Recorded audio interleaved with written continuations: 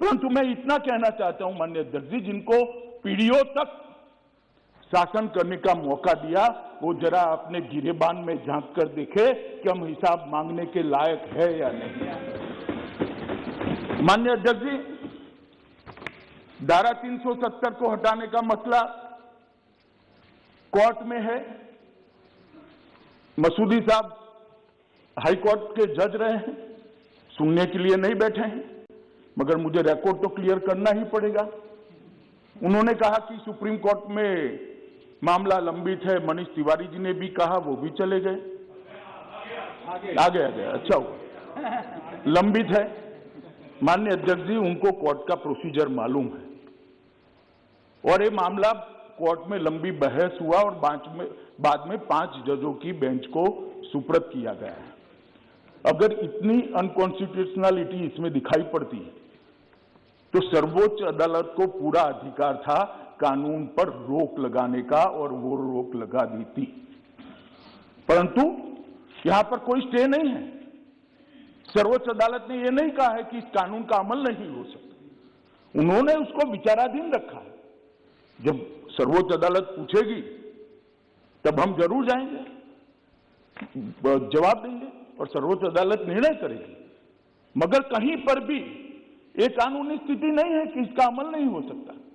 इसके कारण जम्मू और कश्मीर का पूरा विकास को हम रोक कर बैठ जाए, वहां पर डेवलपमेंट के कामों को हम रोक कर बैठ जाए। और मुझे कह रहे हैं माननीय सदस्य श्री तिवारी जी कि हम जाए और सुप्रीम कोर्ट को अर्जी दे कि इसको जल्दी सुनवाई करो।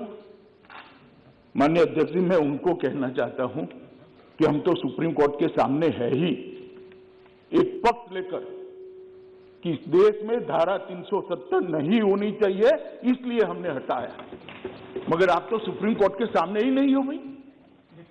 ना हा ना बीच का रास्ता लेकर चल रहे हो और दोनों ओर बोल रहे हो। ये तो आप भी कर सकते थे सुप्रीम कोर्ट में जाकर कि भाई जल्दी सुनवाई करो। ये भी आपको मालूम है कि सुप्रीम कोर्ट आजकल वर्चुअल सुनवाई करता है और जिसमें 70, 80, 100 वकील एडवोकेट खड़े होंगे, पार्टियां इतनी होगी, इसकी वर्चुअल सुनवाई संभव नहीं है, ये आपको भी मालूम है। इसलिए सुनवाई नहीं हुई।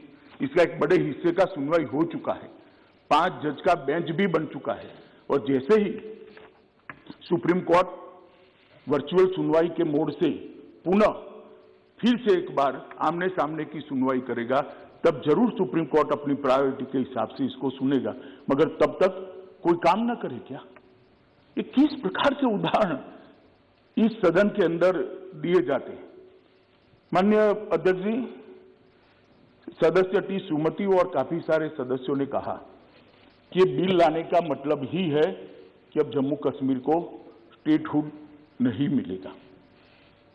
भाई, बिल को पायलट तो मैं कर रहा हूं, लेकर मैं आया हूं, मंशा मैंने स्पष्ट कही है, कहीं पर भी नहीं लिखा है कि स्टेटहुड इससे नहीं मिलेगा। आप कहां से ड्रॉ करते हो? आपकी मन की आशंकाओं को जम्मू कश्मीर की जनता पर क्यों थोप रहे हो? मैंने इसी सदन में कहा है और फिर से कहता हूं कि इस बिल का जम्मू कश्मीर के स्टेटहुड से कोई लेन देन नहीं है। उपयुक्त समय पर जम्मू कश्मीर को स्टेटहुड दिया जाएगा। और कह रहे हैं कि स्टेटहुड देना है तो एग्मूट में क्यों लेकर आए? जरा एग्मूट कैडर को ही समझ लेते। क्या अरुणाचल राज्य नहीं है? क्या गोवा राज्य नहीं है? मिजोरम राज्य नहीं है? ये सारे राज्य ही है। जरा ध्यान से पढ़ लेते तो इतनी फजीहती न होती।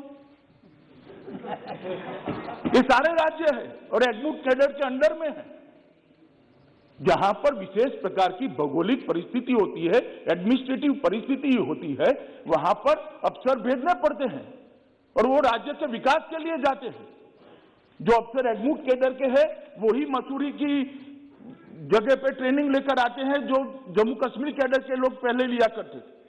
ये ऑल इंडिया कैडर है मान्यवर, और ओवैसी साहब इसका हिंदू मुस्लिम में विभाजन करते हैं। भाई, आपके मन में सब चीज हिंदू मुस्लिम है, मैं तो समझता हूं ओवैसी जी आपको, मगर आप देश के अफसरान को भी हिंदू मुस्लिम में डिवाइड कर दे। क्या कंसेप्ट है आपका? एक हिंदू अफसर मुस्लिम जनता की सेवा नहीं कर सकता? एक मुस्लिम अफसर हिंदू जनता की सेवा नहीं कर सकता? किस प्रकार के देश में हम आगे बढ़ने जा रहे हैं? अफसरों की संख्या हिंदू मुस्लिम में बांटेंगे और अपने आप को सेक्युलर कहते हैं। काय का सेक्युलरिज्म? हिंदू मुस्लिम में अफसरों की संख्या बांटेंगे। इस तरह से तो मान्यवर कश्मीर के अंदर शांति नहीं होगी, ज्यादा चिंता होगी, ज्यादा उचाट हो, संशय बढ़ेंगे। मेरा सभी से निवेदन है कि इस तरह से नहीं करना चाहिए। अभी उन्होंने एक और निवेदन कर दिया मान्यवर कि 2G से 4G विदेशियों के दबाव में किया है। ओवैसी साहब को मालूम नहीं है, जिसका वो समर्थन करते थे वो यूपीए की सरकार चली गई है। ये नरेंद्र मोदी की भारतीय जनता पार्टी की सरकार है। इस देश के फैसले ये देश करता है, इस देश के फैसले इस देश की संसद करती है। कोई हम पर दबाव नहीं कर सकता। और हमने उसको इसलिए रिस्ट्रिक्ट किया था मान्यवर कि कुछ समझने के लिए समय चाहिए था। अफवाहें न फैलाई जाए इसके लिए एक समय चाहिए था। और आप हमें पूछ रहे हो भाई अधीर रंजन जी 2G और 4G, आपने तो मोबाइल ही बंद कर दिए थे और 20 साल तक बंद कर दिए थे। वाजपेयी जी की सरकार ने आकर 2G 4G छोड़ो, मोबाइल सर्विस ही बंद कर दी थी। कहां गए थे उस वक्त सारे अधिकार? मैं आपको पूछना चाहता हूं मान्यवर आपके माध्यम से, कहां गए थे सारे अधिकार? जब विपक्ष में बैठते हैं तब अपने समय में क्या किया था वो भी तो थोड़ा याद रखना चाहिए, वरना फिर सुननी पड़ेगी। मान्यवर ये हमें 4G और 2G का कह रहे, मैं अभी भी कहता हूं कि सबसे बड़ा नागरिक का अधिकार है सुख और शांति से रहने का, सलामती के साथ रहने का। सलामती जहां नहीं होगी वहां सारे अधिकारों का कोई मतलब नहीं। ये नई फैशन शुरू हो गई। मान्यवर मैं कहना चाहता हूं कि ये जो लोग कह रहे हैं कि हम विदेश के दबाव में आकर कह रहे हैं, मैं उनको पूछना चाहता हूं कि किसके दबाव के अंदर धारा 370 को इतने समय तक चालू रखा आपने? ये तो जरा बता दीजिए, किसका दबाव था? कौन प्रेशराइज करता था? अभी किसी ने कह दिया बड़े बड़े साहित्यिक शब्दों के साथ कि शासन का जनता से वादा था, एक एग्रीमेंट था। भाई मैं तो एग्रीमेंट को बारीकी से पढ़ता हूं और मैं तो मानता हूं कि पूर्ववर्ती सरकारों ने भी जो वादे करे हैं उसको ध्यान से पढ़ने चाहिए और इसका अमल करना चाहिए। 370 के बारे में कहा गया कि 370 और 35 से वो देश की सरकार का जम्मू कश्मीर की जनता से एग्रीमेंट था।